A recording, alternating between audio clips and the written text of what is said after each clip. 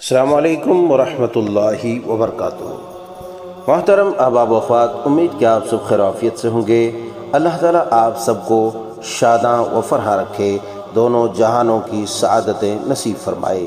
آئیے آج ایک دلچسپ اور انوکھا معجزہ سے آپ کو ہمکنار کرتے ہیں۔ سیدنا حضرت جابر بن عبداللہ رضی اللہ تعالیٰ عنہ سے مروی ہے، منقول ہے، وہ کہتے ہیں کہ میرے والد غزوہ احد میں شہید ہو کر وفات پا گئے۔ وہ قرض دار تھے۔ میں نے نبی صلی اللہ علیہ وسلم سے ان کے قرض خواہوں کے بارے میں مدد طلب کی کہ ان کے قرض سے دستبردار ہو جائیں۔ نبی صلی اللہ علیہ وسلم نے ان سے کہا، لیکن وہ تیار نہیں ہوئے۔ تو نبی اکرم صلی اللہ علیہ وسلم نے مجھ سے کہا کہ جاؤ، اپنی کھجوروں کو اقسام کے اعتبار سے علیحدہ علیحدہ کر دو، الگ الگ کر دو، اجوا کو الگ کر دو، عزق کو الگ کر دو، وغیرہ وغیرہ۔ یہ کھجور کی مختلف قسمیں ہیں، تاکہ ان سب کو الگ الگ کر دو اور انہیں میرے پاس بھیج دو۔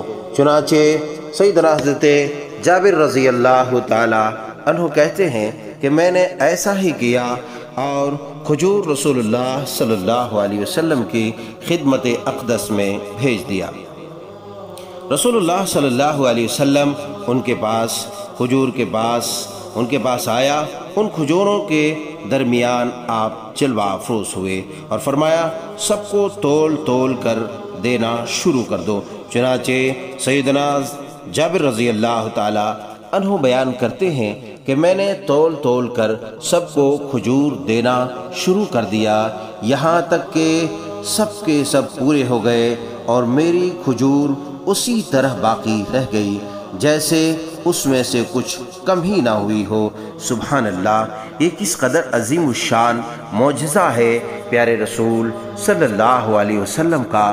احباب گرامی، امید کہ آپ کو یہ دلچسپ واقعہ معجزہ پسند آیا ہو، لہٰذا اگر آپ کو پسند آیا ہو تو اپنے تاثرات کا اظہار کمنٹ کے ذریعے کرنا نہ بھولیں اور دوسروں تک اسے شیئر کرنا نہ بھولیں۔ جزاک اللہ خیرا و بارک فیک۔